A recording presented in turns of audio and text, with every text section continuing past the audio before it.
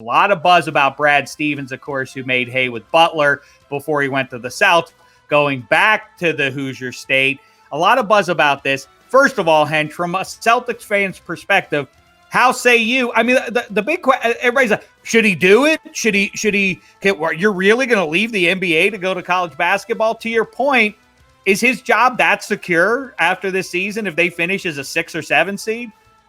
Well, it doesn't feel, I mean, it has that staleness. It just feels stale. Like, like whatever. He's obviously, well regarded as an X's and O's guy. I appreciate that he's not a screamer, like he seems like a more modern coach, a player's coach. If you're the head coach at Indiana, you're not hurting for dough.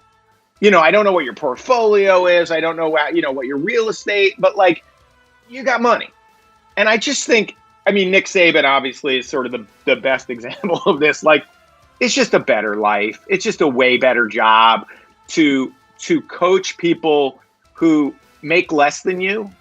I mean, that's a big deal, right? Like when you're telling somebody what to do. So like when you see these late game timeouts, he's like, this guy's worth $150 million. Of course he's daydreaming as you go to the chalkboard. So as opposed to being a college coach and actually like there to be shaped to learn, like maybe you can help me make a living.